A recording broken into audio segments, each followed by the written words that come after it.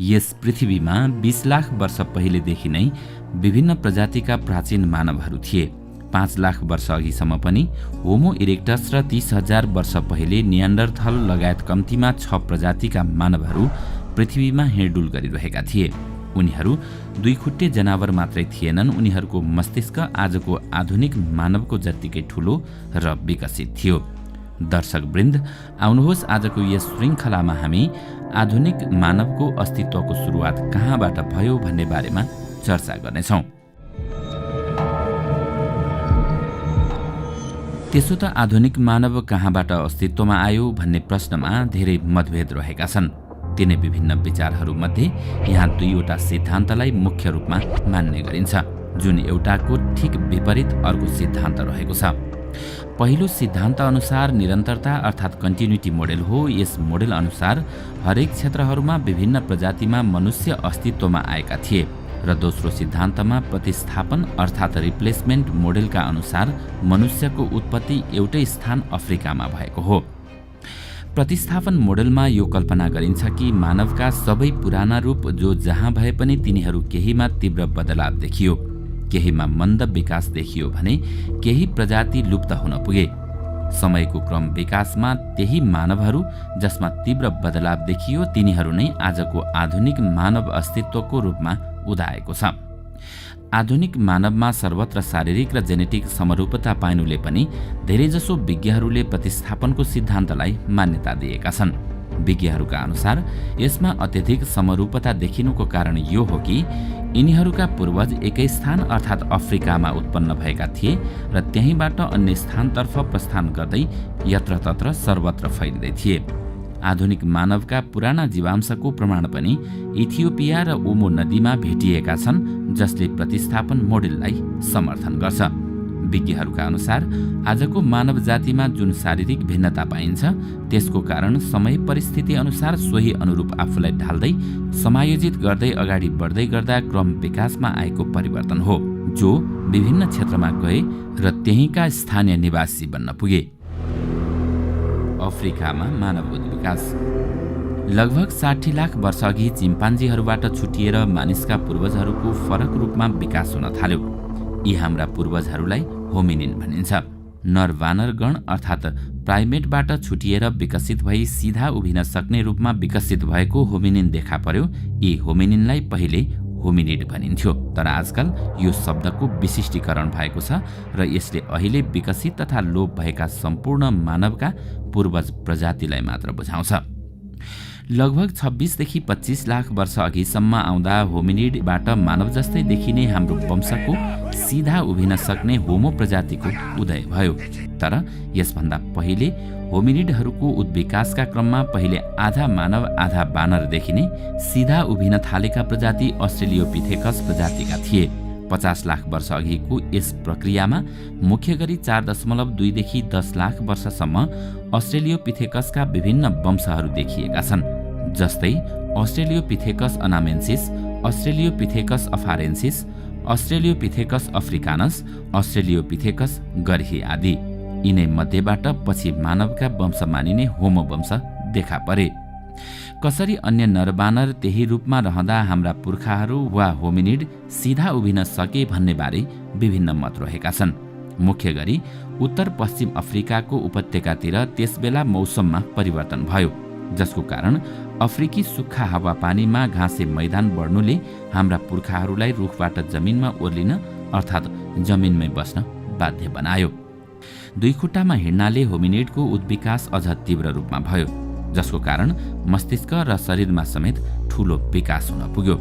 लगभग 32 लाख वर्ष अघिको मानिने इथियोपियामा फेला परेको लुसी अस्ट्रेलोपिथेकस अफारेन्सिस नै पछि गएर हाम्रो पहिलो वंशको मानिने होमो हेबिलिसको पुर्खाका रूपमा विकास भएको तथ्य पाइन्छ।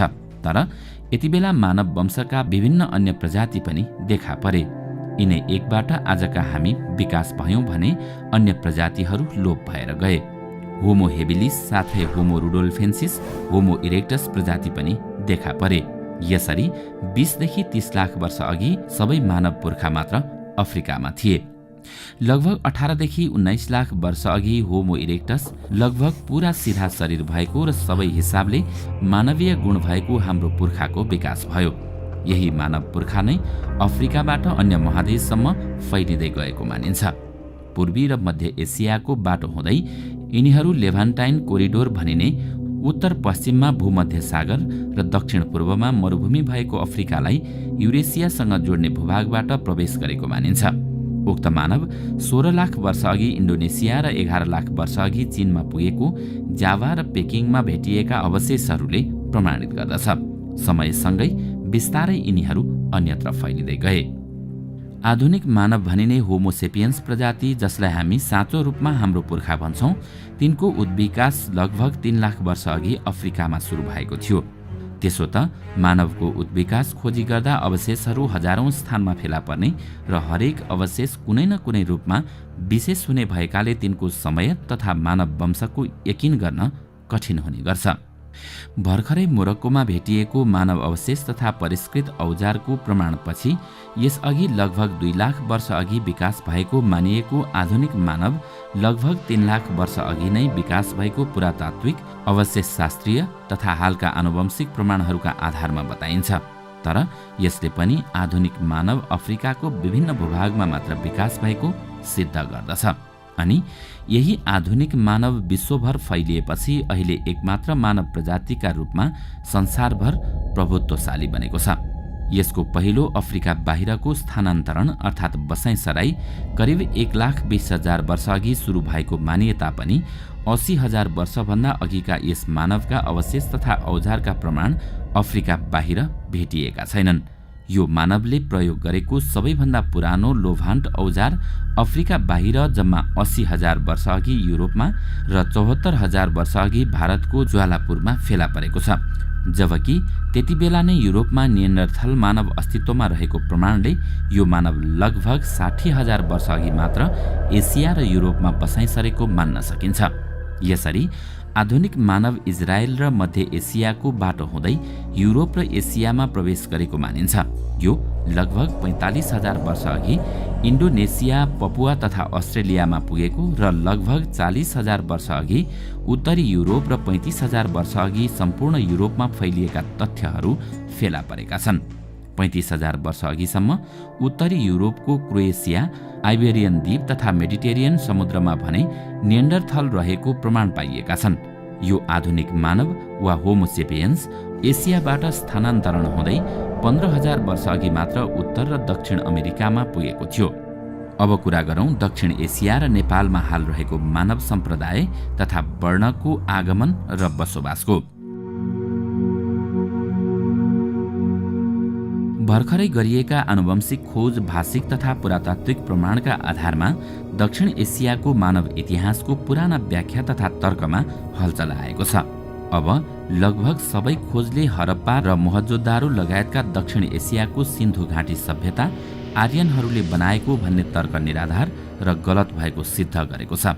साथै यो सभ्यता बनिसकेको समयमा आर्यनहरूले दक्षिण एसियामा आक्रमण गरी सभ्यता ढलेको भन्ने विश्वास पनि गलत मानिएको छ। हाल भारत र पूरै दक्षिण एसियामा मिश्रित खालको वंशाणुगत जनसङ्ख्या छ। आनुवंशिक रूपमा शुद्ध नभई एक अर्कामा मिसिएका वंशहरू छन्। मुख्य गरी दक्षिण एसियामा 3 खालको जनसङ्ख्याको अन्तर्घुलन पाइन्छ। यो आनुवंशिक नतिजा पहिलेका ऐतिहासिक र भाषिकसँग मिल्दछ। ती मध्ये एक थिए पहिलादेखि नै आधुनिक मानवको बसाइसराईबाट आइपुगी यस क्षेत्रमा बसोबास गर्दै आएका आदिम घुमन्ते शिकार गर्ने तथा बटुल्ने समय। दक्षिण एसियामा पहिलो बसाइसराई लगभग मेसोपोटामियाकै समयमा खेती गर्न थालेका इरानी समुदायहरू, जसले गहुँ, जौ जस्ता बालीको खेतीको अभ्यास लिएर यी इरानी कृषक सिन्धु घाटीमा प्रवेश गरे। यिनीहरू बिस्तारै त्यहाँको जनसङ्ख्यासँग मिसिन थाले। यही क्रममा सिन्धु घाटी सभ्यताको जग बसेको मानिन्छ। लगभग 4,000 वर्ष अघि ककेसियस पहाडी क्षेत्रको उत्तर तथा अफगानिस्तान पश्चिमको युरासियन क्षेत्रको स्टिपर पर्वतीय घाँसे मैदानबाट फेरि अर्को समूह दक्षिण एसिया आइपुग्यो। यसलाई आज हामी आर्यन भनी बुझ्छौं। यिनीहरू इन्डो युरोपेली भाषिक समूहका मानिस थिए। यो समुदाय सिन्धु घाटीको समुदायसँग मिसिने क्रम पनि चल्यो। तर धेरै जनसङ्ख्या भने बिस्तारै दक्षिणतिर विस्थापन हुँदै गयो, जसलाई हामी हाल द्रविडियन भाषिक परिवार अन्तर्गत राख्दछौँ। वेदका रचयिताहरू आर्यन मानिन्छन्। विशिष्ट मानिने हिन्दू जातीय व्यवस्था आर्यनहरूले सिर्जना गरी आफूलाई उच्च स्थानमा राखेको आजको तथ्य छ। तर नेपालको इतिहास भने फरक छ। हामीसँग मानव वंश र नस्लसँग सम्बन्धित भाषिक पुरातात्विक अवशेष शास्त्रीयका साथै आधुनिक आनुवंशिक अध्ययन र प्रमाणको अभाव छ। नेपालको कुरा गर्दा सुरुमा उपत्यकावासी गोपाल र महिषपालहरू को थिए भन्नेमा अझै ठोस प्रमाण जुट्न सकेको छैन। राई लिम्बूलाई नै मंगोलबाट आएका किराँत मान्ने हो भने खसहरू पनि युरेसियाली पर्वतीय घाँसे मैदानबाट पशुपालन गर्दै आएका आर्यन हुन् भन्नेमा विविध खालका मत रहेका छन्। मानव इतिहास राजनीति र शक्तिको पनि एक खेलको क्षेत्र हो। त्यसैले हामी लगभग सबै तिब्बतीय बर्मेली भाषा बोल्नेहरू उत्तरबाट र भारोपेली भाषिक परिवार अन्तर्गतका भाषा बोल्नेहरू दक्षिणबाट बसाइ सरेको तर्क गर्नु पूर्व विज्ञानको खोज र विधिमा भर पर्नु वैज्ञानिक हुन्छ। भर्खरै पनि नेपालका खसहरू इरान र बेबिलोनियामा कस वंशका थिएनन्, बरु चीनको पर्वतीय क्षेत्रबाट आएका हुन् भन्ने व्याख्या अगाडि आएको छ। यता ब्राह्मण स्टेपका चरिचरण गर्ने तथा क्षेत्री र खसहरू इरानी खेती गर्ने समुदाय भनी कतिपय भारतीयले तर्क गर्ने गरेका छन्। नेपालमा मानव जातिको विकाससँगै कुन कुन समुदाय कुन कुन भूभागबाट र कहिले आएका थिए भन्ने तथ्यले अझै वैज्ञानिकता पाउन सकेको छैन।